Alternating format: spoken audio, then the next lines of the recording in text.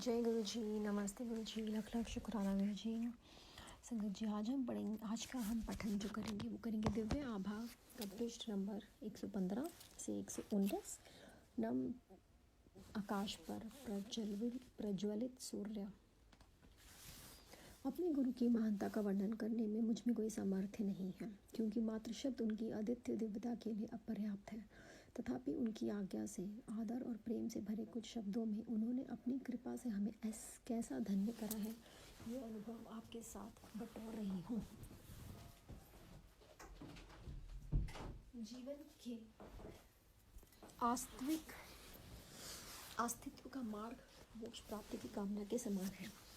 जो अपने जीवन की भागदौड़ अपने गुरु को समर्पित कर देते हैं, उनके लिए सरल हो जाता है। वास्तव में हम मार्गदर्शक ना होकर केवल अनुयायी हैं।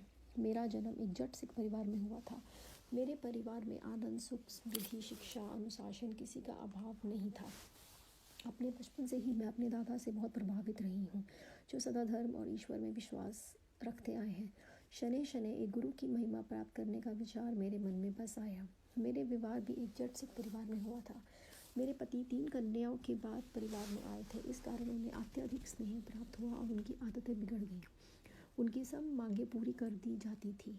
मद्यपान उनकी सबसे बड़ी समस्या थी, जिसके कारण वे परिवार की अपेक्षा करते थे और स्वयं कोई उत्तरदायित्व उठाने का तैयार नहीं थे। हर लड़की का स्वप्न सुखी दाम्पत्य जीवन होता है और मैं कोई अपवाद नहीं थी। पर जब परिवार का पालक ही नशे में डूब रहा हो तो किसी के वश में कुछ नहीं रह जाता। रोज़ की छोटी मोटी समस्याएं भी अजेय लगती हैं। कंधों पर परिवार का बोझ और मेरी दुखी अवस्था में शीघ्र ही मेरे जीवन को नर्क बना दिया था। उन्हीं दिनों मेरे दादाजी घर आए थे। उन्होंने मेरे अंदर ठहरा हुआ दुखों का एक बांध मानो टूट गया और उन्हें विश्वास हो गया कि मेरी सहायता होनी चाहिए। मेरी भीगी आंखों से उन्हें मुझे बताया कि मैंने उन्हें बताया कि मुझे पूर्ण गुरु की आवश्यकता है। हम अपने नश्वर शरीर और मन में लगातार प्रयत्न से भी गुरु के पास नहीं पहुंच सकते जब तक हम उनके निर्देशित मार्ग पर चलने को तत्पर नहीं हैं। ऐसी अवस्था आने पर गुरु स्वयं हमें अपने समीप बुलाने का सहज मार्ग निकाल लेते हैं। थोड़े समय के बाद मेरी माँ मुझे गुरुजी के पास ले गई। गुरुजी के यहाँ पहुँचते ही मुझे गुलाब पुष्पों की सुगंध आई। उन्हें देखकर मेरी आंखों में पानी भर आया। अगले कुछ घंटों जब तक मैं वहाँ बैठी रही, मेरी आंखों में निरंतर अश्रु प्रवाहित होते रहे। उस पहले दर्शन के बाद जब भी मेरी गुरुजी से भेंट होती रहती थी, मैं अपनी भावनाओं पर नियंत्रण नहीं कर पाती थी। हर दर्शन के समय मुझे शांति की प्राप्ति होती थी, पर क्यों? यह मेरी तुच्छ बुद्धि की समझ में नहीं आया था। संभवतः मेरे आंसू मेरी अंतरात्मा को स्वच्छ कर रहे थे। इस बीच मेरे पति ने और अधिक मद्यपान करना शुरू कर दिया। वह अपने उत्तरदायित्व को बिल्कुल भूलकर पैसे जल की भांति बहाने लगे। मैंने उनको गुरुजी के बारे में बताकर उनके पास चलने को कहा, पर उन्होंने मेरा परिहास करते हुए कहा कि ऐसे गुरु तो सैकड़ों मिल जाते हैं और मुझे रूढ़िवादी की उपाधि से विभूषित कर दिया। साथ ही मेरे गुरुजी के दर्शन करने का भी अनुमोदन किया गया। नवंबर 1999 के आसपास उनका संयुक्त राष्ट्र की ओर से लेबनान स्थानांतरण हो गया। वहाँ पर उनकी नशे की आदत बढ़ गई और गंभीर हो गई और उसी समय उनको यकृत सूत्र रोग से पीड़ित घोषित किया गया। मेरे ऊपर तो मानो दुखों का पहाड़ ही टूट गया था। चिकित्सक के अनुसार उनके यकृत ने काम करना बंद कर दिया था और बता दिया गया था कि अगले 2 वर्ष के लिए उन्हें यह नए यकृत की आवश्यकता पड़ेगी। इतने कम समय में मैं किसी दाता को ढूंढना अब असंभव था। ऐसा दानी मिलने पर भी उसका व्यय अत्यधिक होता और शल्य चिकित्सा के परिणाम सफल होने की संभावना भी अति कम थी। चिकित्सक ने उन्हें कह दिया था कि मध्य की एक बूंद भी उनके लिए घातक सिद्ध हो सकती है। इस बीच मेरे अभिभावक गुरुजी के पास जाकर उनके स्वास्थ्य लाभ की कामना करते रहे। चिकित्सालय से अवकाश प्राप्त कर हम दिल्ली वापस आ गए।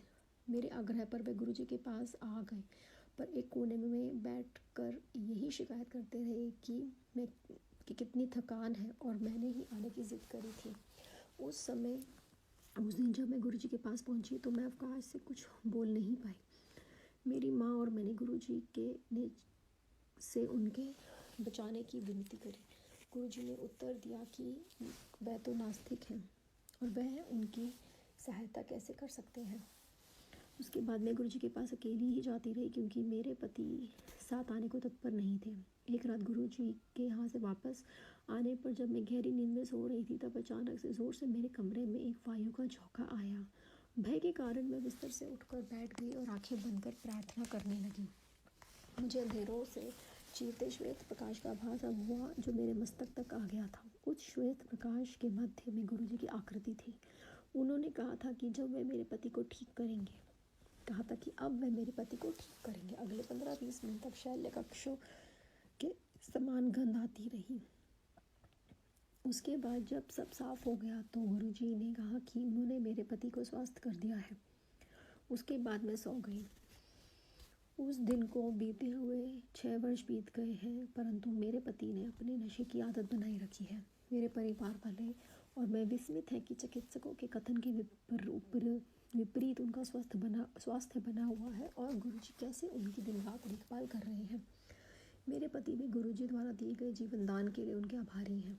इस संसार में समस्त ग्रंथों के अनुसार मनुष्य के जन्म से पूर्व ही मृत्यु की तिथि का निर्धारण हो जाता है और कोई भी उसे एक श्वास अधिक या कम नहीं कर सकता, किंतु उसके कर्मों का समाप्त करने का सामर्थ्य केवल एक सर्वोच्च सृजनकर्ता के पास है।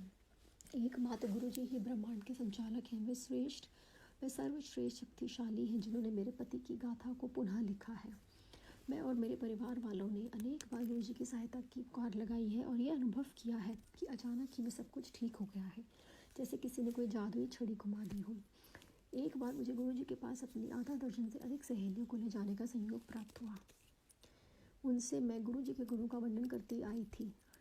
अपनी संकीर्ण विचारधारा के अनुसार मैंने उन्हें गुरुजी से कुछ ना मांगने का निवेदन किया था, यद्यपि यह मेरे आचरण के प्रतिकूल था। गुरुजी के चरण स्पर्श करते ही उन्होंने मेरे मन के भाव पढ़ते हुए बताया कि उन सब ने कुछ ना कुछ विनती करी थी।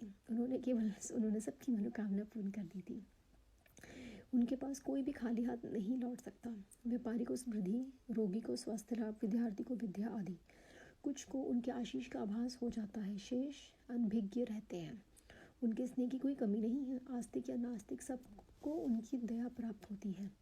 उनकी कोई मांग नहीं है, वह कोई आश्वासन नहीं लेते, पर उनकी दिव्य अभिभूति धीरे धीरे आपको परिवर्तित कर देती है।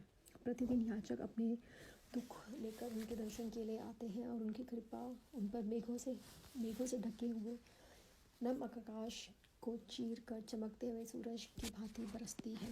एक भक्त। जय गुरुजी, शुक्राना गुरुजी, लाख लाख शुक्राना गुरुजी। शुक्राना महाराज अपनी शरण में रखने का। और ये कितना ही सच बात है कि कोई भी गुरु के द्वार से खाली नहीं जाता। वो सबकी मनोकामनाएं पूरी करते हैं। बिन बोले सब कुछ जानता भी सुनते हैं, जानकर भी सुनते हैं।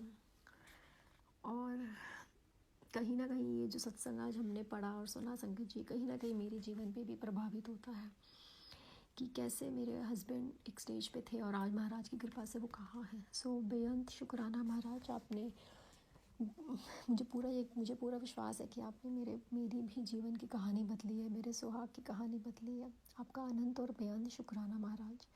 इस प्रकार पूरे संसार और ब्रह्मांड पे अपनी कृपा दृष्टि सदा बनाए रखना। जय गुरुजी, शुक्राना गुरुजी, लव यू गुरुजी।